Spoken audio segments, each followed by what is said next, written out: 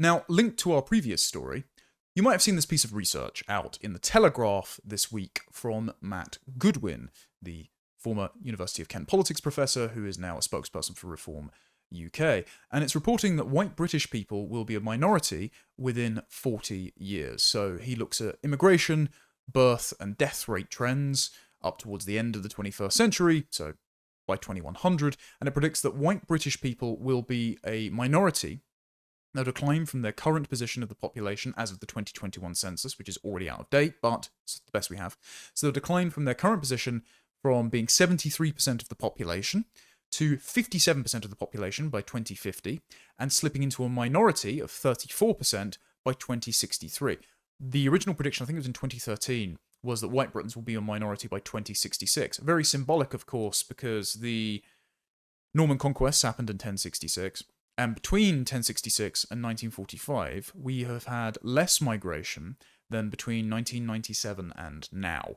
So, in almost 1,000 years, there was next to no migration, compared to since Tony Blair came in and decided to rub the right's nose in diversity and render its arguments out of date, and David Cameron, Michael Gove, and Rishi Sunak and Boris Johnson decided to continue the mass open borders experiment, the unwanted levels of demographic churn and cultural change inflicted upon a recalcitrant country by Tony Blair, inflicted upon a population that had voted against mass migration in every single election referendum since 1974. They decided to continue that experiment, and now we're dealing with the inevitable consequences, which shows that white Britons will become a minority in their own homeland by at least 2063, possibly earlier if trends continue to worsen.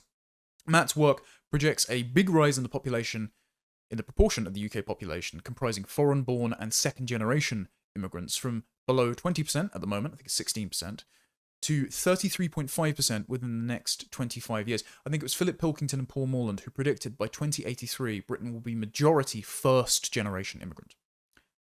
I am going through all of this as a preamble because David Betz, the professor at King's College London, and former government advisor, Dominic Cummings, have said that immigration, the subsequent multicultural management strategy, what Eric Kaufman calls unilateral multiculturalism, telling every single culture and population except the host majority population who have to pay for the privilege of battery farming foreign nationals at their expense, telling every single imported population they can have their culture, that they're actually encouraged to set up ethno-cultural silos apart from and even hostile to the host population, but if the host population complain that they're racist, these conditions are building a febrile bonfire that, if ignited by the spark of something similar to the Southport massacre and subsequent protests last summer, could build into a blazing inferno of civil war.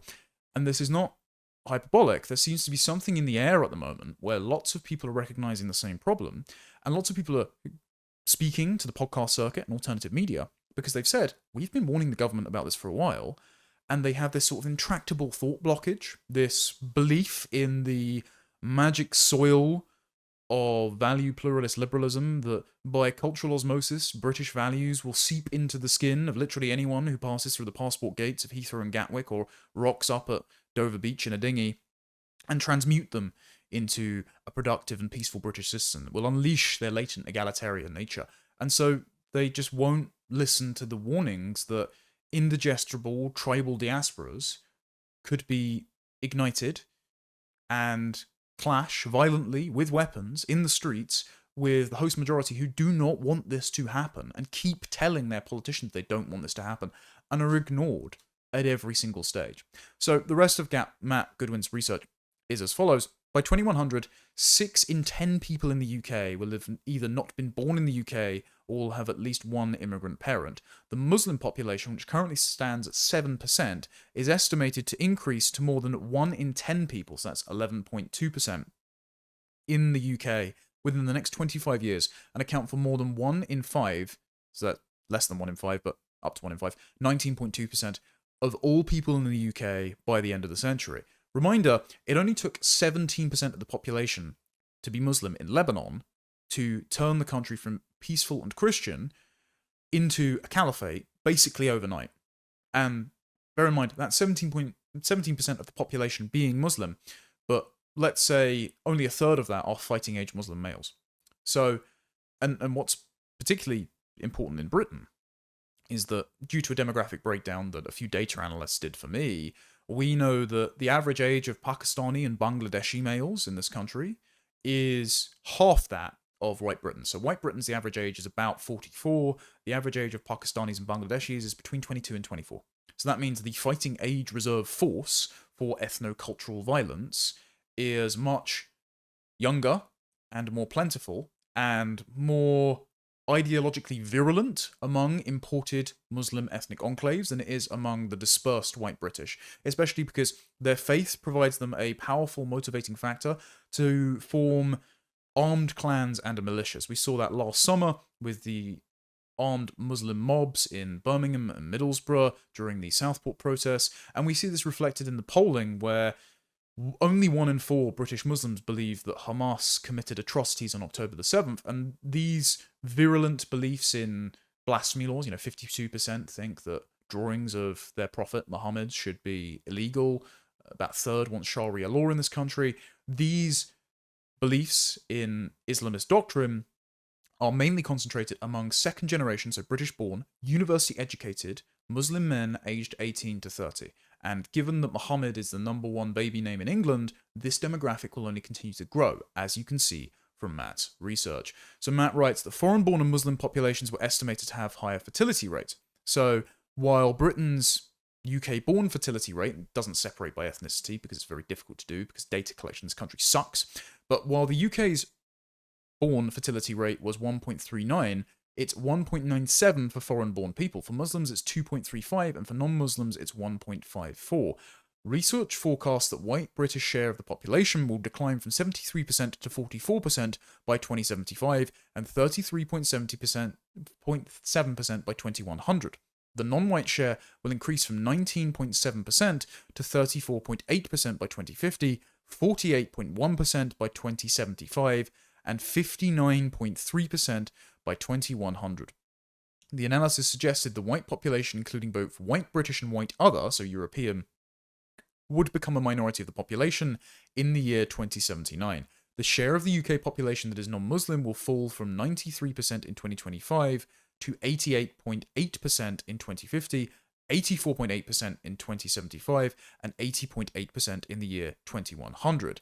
Analysis suggested the share of the population that is UK-born will fall from 81% to 39% between 2025 and 2100, and the share of population comprising people born overseas will increase from 18% to 26% over the same period.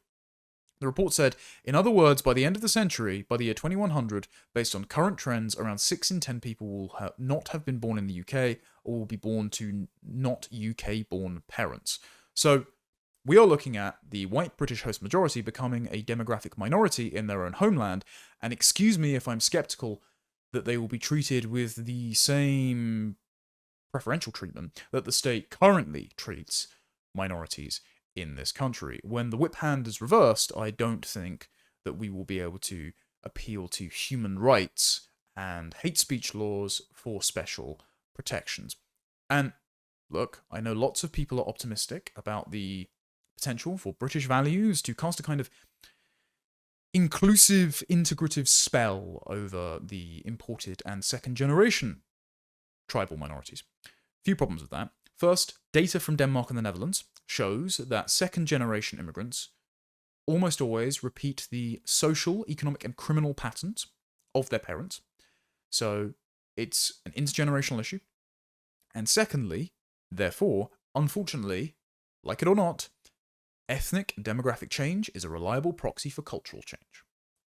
It is not just a matter of once-in-a-generation education programs and economic opportunities. It would need to be a matter of importing people, if we are going to at all, from very culturally proximate countries, or a very select few people that have had a hard break from their unwanted birth culture.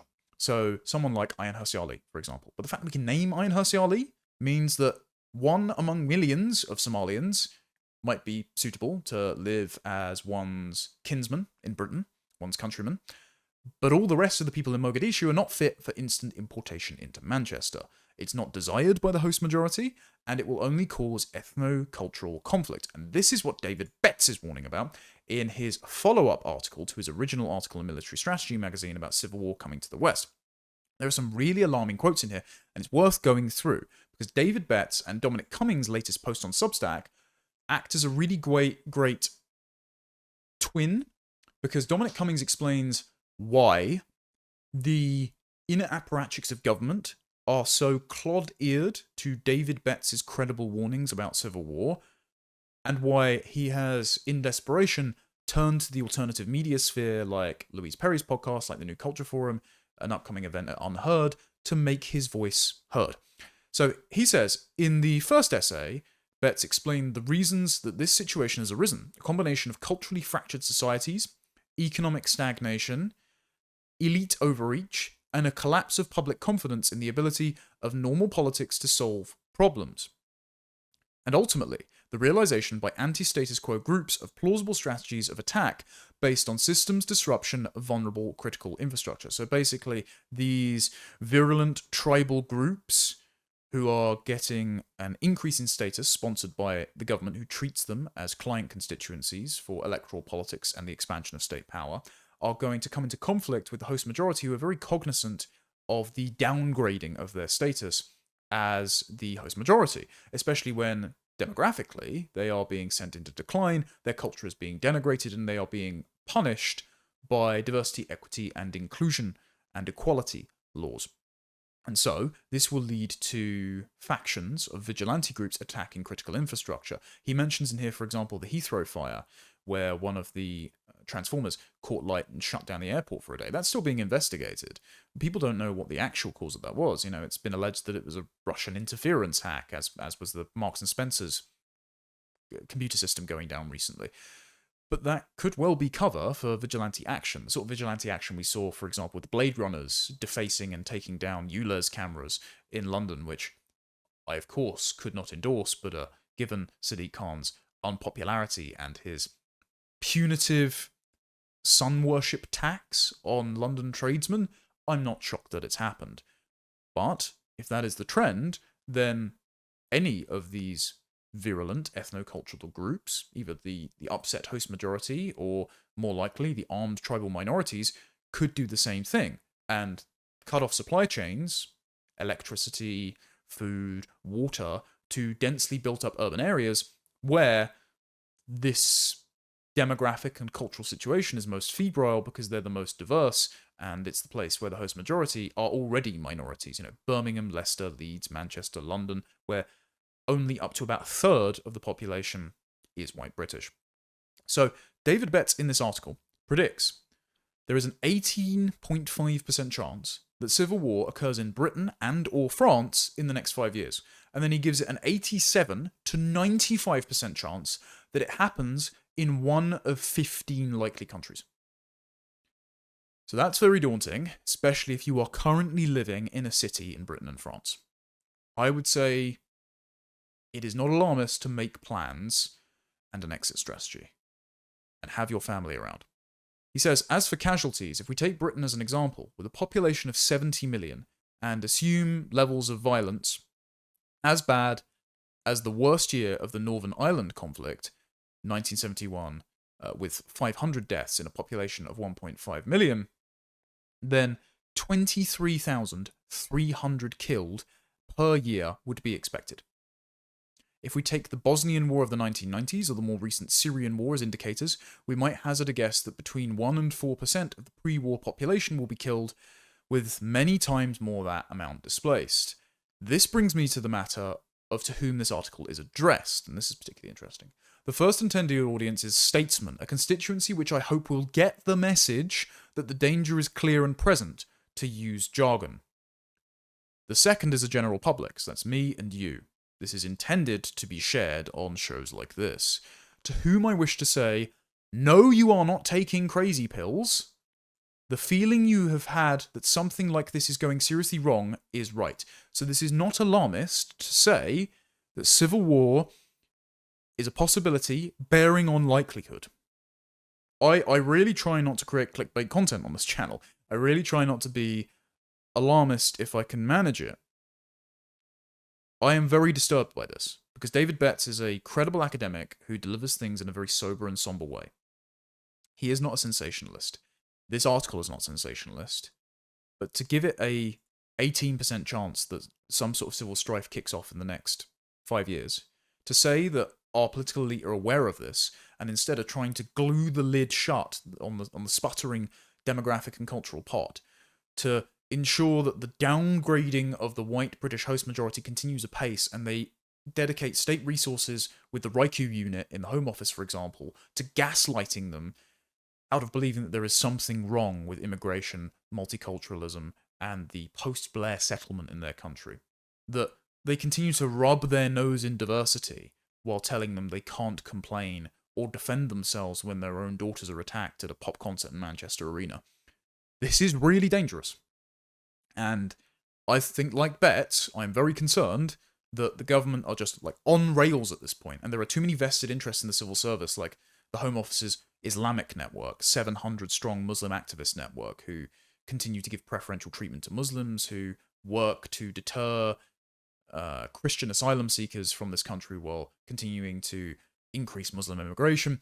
I am very concerned that there are too many forces at work in the British state to stop this from happening. The only thing we can do is keep talking about it, because otherwise people wouldn't even be aware about it. Now, Betz is explicit about the cause of civil conflict in this piece. He says, Western governments under increasing structural civilizational distress and having squandered their legitimacy, see COVID, are losing the ability to peacefully manage multicultural societies that are terminally fractured by ethnic identity politics. The initial result is an accelerating descent of multiple major cities into marginally feral status, as defined by Richard Norton in a 2003 essay in this way.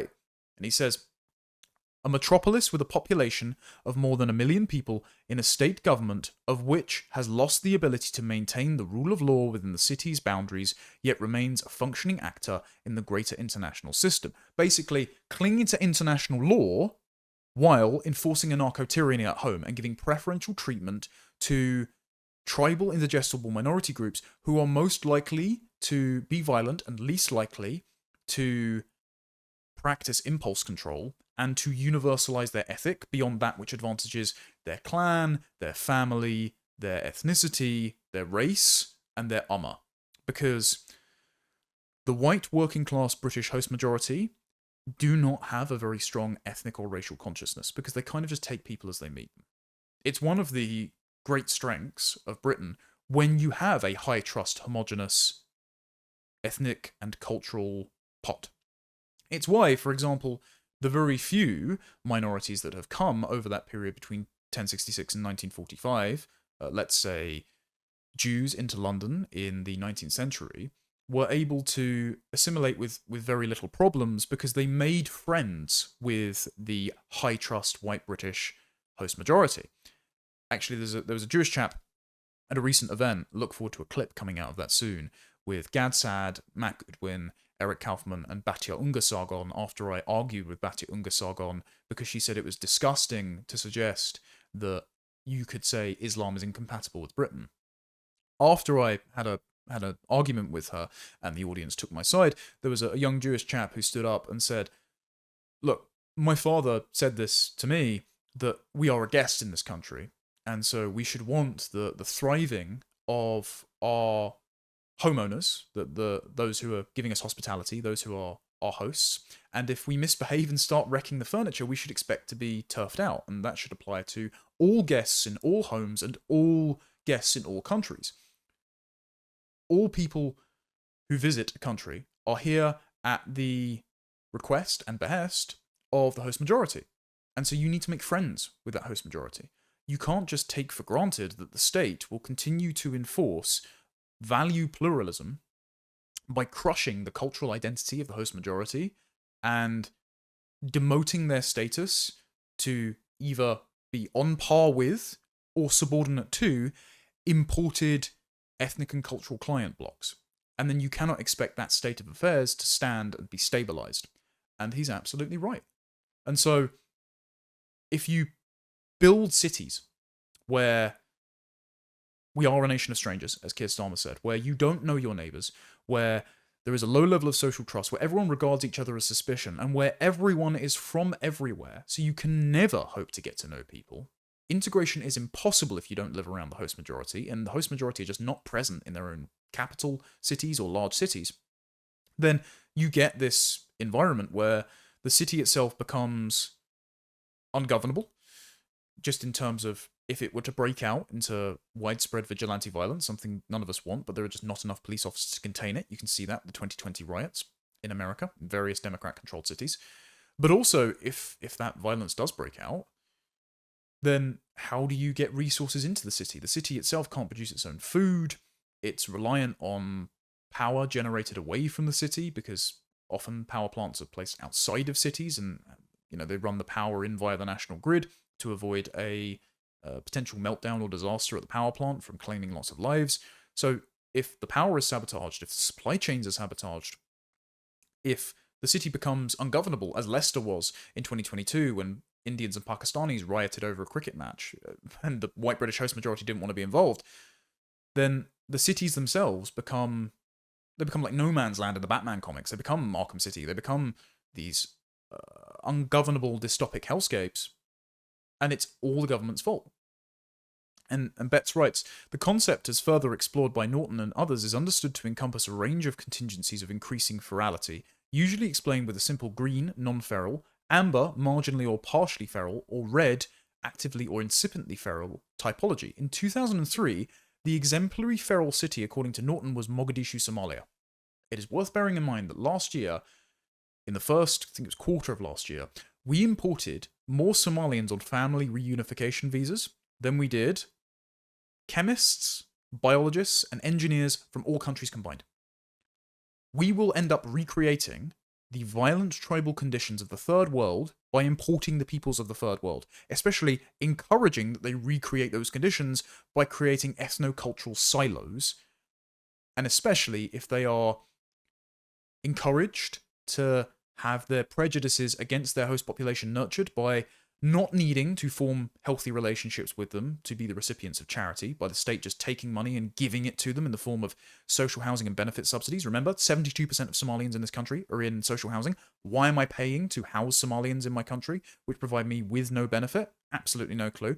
But also, if they're told to nurture these post-imperial, historical, racial, and religious grievances by a government that enables, through its law, and encourages, through its hiring practices, this kind of tribal ethnic clannishness among imported minorities, while clamping down on any collective identity, be it national or cultural, for the host majority. So they're actively recreating the conditions of Mogadishu at the height of its civil conflict in Britain, and then, rather than averting course and changing tact, they're just telling the white British host majority, well, when the inevitable happens, don't look back in anger. As of 2024, Betz writes, a list of global cities exhibiting some or all of the characteristics of amber and red ferality, such as high levels of political corruption, negotiated areas of police control, if not outright no-go zones, decaying industries, crumbling infrastructure, unsustainable debt, two-tier policing, and the burgeoning of private security, would include many in the West. He has just described London. Really worrying. The direction of the situation, moreover, is greater ferality, and he's done a map here of the French elections to show the sort of white spots where the ethnic enclaves are built up. And they say, simply put, the major cities are radically more diverse and have a growing mutually hostile political relationship with the country in which they're embedded, London being the best example. Everyone in the outer London boroughs, which is still majority English, like Bexley and Bromley, hate Sadiq Khan. They hate the fact that he's imposed ULEZ on them. They hate the fact that their transport system is expensive and that ethnic minorities can just bump the barriers or board the bus without paying their fare. They hate the fact that Sadiq Khan said that English people do not represent London. They hate the fact that he said that terror attacks are just part and parcel of living in a big city. They hate the fact there are diversity bollards everywhere. They hate the fact that knife crime is out of control. And yet, Sadiq Khan runs London like his own personal fiefdom because all of the ethnic minorities that live in London, that are recipients of benefits and social housing, that especially the Muslim population see themselves in him. And when he says we need more housing, socialized, subsidized taxpayer housing near mosques so that Muslims can get to mosque easier, when he says all those things, they vote for him. So it's almost impossible to remove him. So ethnic sectarianism is happening at the level of government, supported by tribal imported ethnic minorities, and the government, who sit in Westminster, who ostensibly represent the people that live outside of those cities, and so should be speaking to the concerns of 9 in 10 constituencies in this country who want immigration lowered, even when they underestimate levels of immigration by a factor of 10, they are doing nothing to stop this. That's why David Betz is so worried. What's the number one reason that things will get worse? Well, David Betz points it out. Immigration, multiculturalism. All things that the government could stop tomorrow, and that they are refusing to do so. So what will happen? Betz says, putting these factors together allows one to outline the trajectory of the coming civil wars. So it's just a foregone conclusion. First, the major cities become ungovernable, i.e. feral, exhausting the ability of the police, even with military assistance, to maintain civil order, while the broader perception of systemic political legitimacy plummets beyond recovery. Worth noting as well, remember, when the pro-Palestine marches were happening every weekend in Westminster, the police had said, after Hizb ut-Tahrir called for jihad on the streets of London, that jihad has a number of meanings. And their Muslim Communities Advisory Board, which many police forces have in this country, the fact they have one in the first place shows that they're ideologically corrupted. But a chap on it was called Mohammed Kosbar, and he had to be fired because he had praised Hamas's martyrs and the masters of resistance. Basically a statement of intent to repeat October 7th here, and our security agencies are so infested by Muslim ideologues they will probably stand by and let it happen. Really, really worrying. Betz continues, the economy is crippled by metastasizing intercommunal violence and consequent internal displacement. Second, these feral cities come to be seen by many of the indigenes of the titular nationality, so the host majority, now living outside them as effectively having been lost to foreign occupation. They then directly attack the exposed city support systems with a view to causing their collapse through systemic failure. So he's worried about basically white vigilante groups trying to accelerate the collapse of cities. But then, of course, the demographic and cultural groups won't be confined to the cities if they lose power, lose food, lose water, so they'll spew out from the cities into the suburbs, and so you'll have them going house to house, as happened on October 7th, where they were knocking on doors and setting light to safe rooms. It's really worrying. He's got a map of the UK here, basically saying, this is a representation of the UK's infrastructure, this is a lot of the places where it's centralised, this is where people could attack it, shore up its defences quick. He says that civil war is looming in the West is a logical conclusion of standard, well-understood precepts of social science. The likely fracture of multicultural societies along the lines of identity, but ethnic identity, is an obvious hypothesis. The configuration of demographic geography and the factional polarization that is its political consequence is a measurable fact. The precariousness of contemporary urbanality is a thing which geographers have worried over for at least half a century. In short, the situation which I have described above is unpleasant, but it is not controversial as far as our grasp of current reality and theoretical understanding of how societies functioned is concerned. Again, people like my friend and former colleague at Lotus Eaters, Carl Benjamin, have questioned why Betz has been writing about this and speaking about it to the alternative media circuit. Well, Dominic Cummings provides some insight here, because the politicians aren't listening. They know all this. They've been briefed on it time and time again in cabinet and Cobra meetings. They just don't care. They won't avert course. They are locked into one train of thought that puts them on the path, on rails, ineluctably towards civil war, and they continue to worsen the ethno-cultural conditions that will lead to it. So Cummings has got this piece on Substack saying, people, ideas, machines, and this is post 12. And when you get past all of the various quotes that he's peppered in, he says, inside the intelligence services, special forces themselves under attack from the Cabinet Office and NI Office as they operate as our last line of defence, see below, bits of Whitehall and those most connected to discussions away from Westminster, there is growing, though still tiny, discussion of Britain's slide into chaos and the potential for serious violence, including what would look like racial, ethnic, mob, gang violence, though the regime would obviously try to describe it differently. He means David Betz's civil war. Part of the reason for the incoherent forcefulness against the white rioters last year in Southport, and he says rioters, but he means peaceful protesters and people as posts on social media like Lucy Connolly, Wayne O'Rourke, Julie Sweeney, and the late Peter Lynch. but part of the incoherent forcefulness against the white rioters last year from a regime that is in deep surrender mode against pro-Holocaust marchers, rape gangs, and criminals generally is a mix of A, aesthetic revulsion in the SW1 at the Brexit voting white North, so the white working class victims of the rape gangs who they just don't want to mix with. If you drop them in a Butlins, they would feel really uncomfortable, therefore they don't want anything to do with them. And B, incoherent Whitehall terror of widespread white English mobs turning political and attracting talented political entrepreneurs. The rise of reform, even though reform themselves are not nearly as radical as they are being made out to be by the fevered imaginations of the disconnected liberal progressive governing class. They're already privately quaking about the growth of Muslim networks, so the Muslim Vote, the Muslim Council of Britain, the sectarian independent candidates elected at the last general election, and all of the Labour cabinet members, like Jess Phillips and Wes Streeting's seats, that are coming under threat from these sectarian Muslim voting blocs. The last thing they want to see is emerging networks that see themselves as both political and driven to consider violence. Part of the system increasingly fear that this could spin out of control into their worst nightmare. In number 10 meetings with the Met on riots, I saw for myself, A, the weird psychological zone of how much order rests not on actual physical forces, but perceptions among a few elites about such forces that can very quickly change. So basically, they need to convince themselves that they're in control even though they don't feel in control. It's like the Bane thing of, do you feel in control? They themselves need to impotently insist that they are king without being able to demonstrate a right or capacity to rule.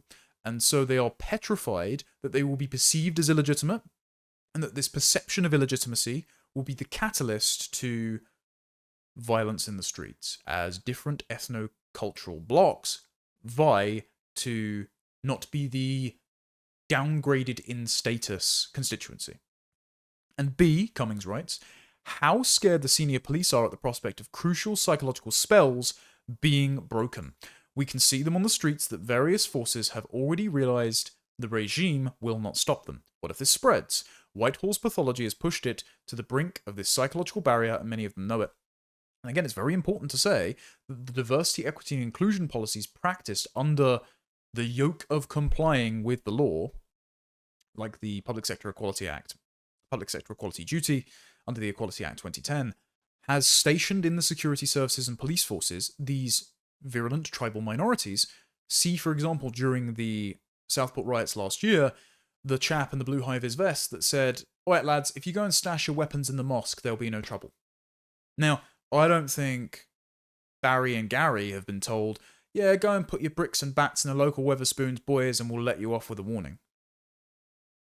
There's differential treatment here, and if the state themselves are packed to the rafters with these virulent tribal minorities, whose side will the state take if it all kicks off? If they're even capable of taking a side if things spiral out of their control anyway. Cummings writes, aspects of the situation are tragicomic. If you talk to senior peoples in a place like the UAE, the United Arab Emiratis, they will tell you that big shots in that region now tell each other, don't send your kids to be educated in Britain, they'll come back as radical Islamist nutjobs. And this isn't an exaggeration. There was a political analyst here that you can see, Amjad Taha, and he was interviewed shortly before ARC in February by Camilla Tominey on GB News. And he said, I think you have more extremists in the UK than you have in the Middle East. Absolutely. The things Islamists say in various mosques we have seen online, the terminology they use and statements they would make would not be allowed in Afghanistan. The Muslim Brotherhood, Islamists, the main ones who are ruling and controlling various press when it comes to the Muslim society, they control the whole narrative, and the Islamists use freedom of speech in a manner where they will be anti-Semitic in the name of freedom of speech. And I would say, obviously, anti-British, because there is a statement of intent by the pro-Palestinian mobs when they say intifada from the river to the sea, when they declare a war on the West more collectively, that not only is Britain responsible for establishing the state of Israel by handing over the British mandate to Palestine over to the Israeli government in 1948, but also that they are decadent, they are immodest in their dress, that they are Christians, and they are not members of the Ummah, so they deserve the same treatment as the Jews do, according to the Hadiths on Judgment Day. So, even if one is not Jewish, like I'm not, you recognize that this virulent Islamic mob has the same intentions towards you as a white Christian Englishman as they do towards their neighbors in the state of Israel. So, look, back to Cummings' piece. He says, our regime has spent 30 years, A, destroying border control and sane immigration, including the Home Office's jihad against the highest skilled, whom they truly loathe discussing and try to repel with stupid fees.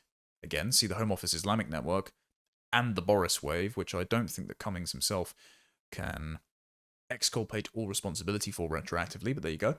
And B, actively prioritizing people from the most barbaric places on earth, hence immigration from the tribal areas most responsible for the grooming and rape gangs keeps rising. That's Mirpur in Pakistan, where Tahir Ali, the Labour MP, wants to build an airport for more direct flights.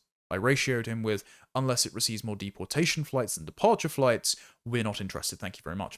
And C, Cummings writes, funding the spread of those barbaric ideas and defending the organisations spreading them with human rights laws designed to stop the return of totalitarianism in Europe. See the United Nations and the UN Refugee Agency sponsoring Hamas. In parallel, they've started propaganda operations with the old media to spread the meme that our real danger is the far right. Code for white people. Again, he has sat in government meetings. He knows this is the case. The far right is a phantom spectre, an ideological imposition on the parochial concerns of the white British host majority about being downgraded in their own country and the subsequent treatment that they will face by imported tribal, ethnic and religious minorities should they suddenly have more than just de facto power, but be the ruling power in the country. As Tories and Labour have continued their deranged trajectory, they have provoked exactly the reactions they most feared, including the spreading meme that our regime itself has become the enemy and the growing politicisation of white English nationalism. These deep state discussions about the growing prospect of violence, like the focus group discussions about civil war, so David Betz has been having these conversations, he just hasn't been listened to, have seeped through to a few MPs or hacks. And the evolution of the Cabinet Office in recent years has excluded ministers, SPADs, and PM from almost any visibility inside the National Security Secretariat of the CO. So, this is due to Tony Blair putting the civil service on rails with the Constitutional Reform and Governance Act of 2010 and saying that any interference in the Cabinet Office or the civil service is breaking the civil service code. So ministers are basically glorified rubber stampers for whatever the civil service writes, and the civil service appoint themselves. So the civil service are actually running the country, and they're running it really, really badly. So what you need to do is repeal all that legislation so that the government of the day can avert course and prevent this awful state of affairs. So Cummings writes, this has acquired more power from the rest of the security intelligence system and runs a failing empire within a failing empire. When I said in 2020 that among the general changes to the dysfunctional number 10 CO system, the oversight of NSS must change so that it becomes visible and legible again to the PM's office, so we could participate in debates like, what are the actual priorities of the intelligence services via Putin and Xi Jinping? Some senior officials tried to pretend that zero political scrutiny of NSS was somehow a constitutional principle. 2010 Constitutional Reform and Governance Act must be gotten rid of. After I left, this system became even more closed and dysfunctional, hence the total lack of true strategic thinking connecting ends, ways, means over Ukraine, and all things defense procurement becoming more and more Kafkaesque as the MOD shipped off stuff to Ukraine. I repeat, the lack of legibility of the NSS is without historical precedent in the UK for centuries and is related to broader issues of Whitehall's dysfunction, the disgraceful shambles of the MOD, etc. Basically, via legislation, and by the fact that the politicians themselves are unintelligent conformists, they are locked into a way of thinking, and therefore just aren't listening to the likes of David Betz, and, on certain issues, Dominic Cummings. And he writes down later, being a dead player optimized to defend the institutions at all costs, no matter how pathological, and he's describing Keir Starmer here, Starmer has, aping Sunak, synthesized the political advice of Morgan McSweeney and the priority of the officials and lawyers actually running number 10, which is like Lord Hermer, who says that if you want to leave the ECHR because it keeps deploying foreign criminals in your country and keeps them here because they like domestic chicken nuggets, you're literally a Nazi. He's saying that Keir Starmer has generated his own version of Rishi Sunak's demented combination of, believing his own hype and that he's completely correct. If you're not in the meetings, you can't accurately estimate the relative levels of dishonesty and self-delusion involved. Obviously, there are officials and lawyers in the meetings who understand reality and are happy to feed ministerial delusions, as they did with Cameron, May, Boris, and Sunak. There are odd, unusual officials who can bluntly tell the truth. PM, so there is no confusion, what you're announcing cannot possibly do what you claim. I know Sunak was super delusional, not lying, only because I spoke to him in person twice.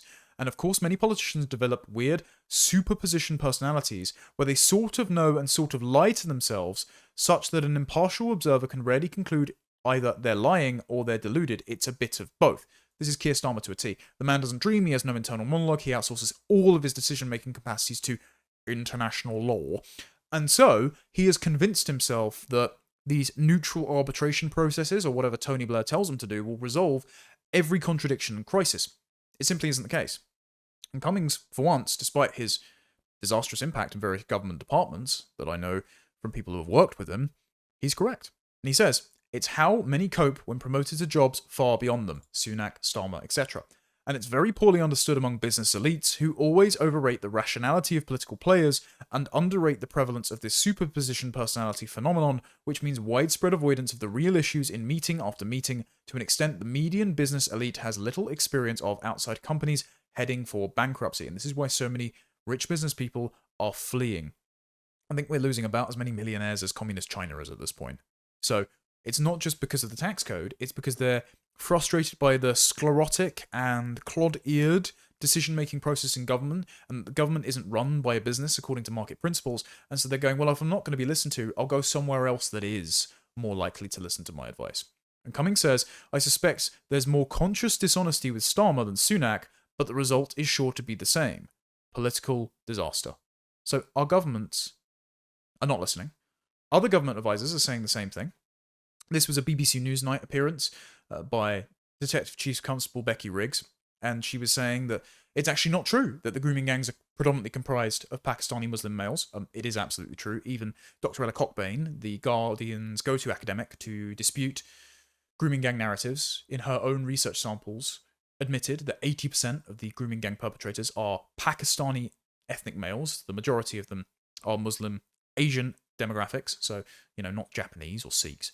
And so what the government here, the police, the state broadcaster, the BBC are doing, as James Price sums up, he's a former government advisor, he says, the reason the police say this stuff is that they're terrified of widespread civil conflict based on ethnic and religious lines, that they are incapable of suppressing it if it kicks off. So they merely try to hide the facts under the carpet, and it's disgusting. And look, people that listen to the likes of James, so Robert Jenrick, Katie Lamb, Rupert Lowe, they get this. This is why they're so concerned about the deleterious imported social practices of Islam, but the other politicians just don't want to touch it. This is why Keir Starmer refused to answer Sarah Pochin's questions about the burqa ban, for example. But don't worry, ladies and gentlemen, our top intelligence officials have their priorities in order. They're definitely on the case. Richard Moore, the chief of MI6. To mark Pride Month and to stand in solidarity with our LGBTQ plus colleagues, MI6 is proudly flying the pride flag from Vauxhall Cross alongside the Union flag for the whole month of June. Your sexual orientation is no bar to you working and thriving at MI6. Britain is seriously cooked. It's not good.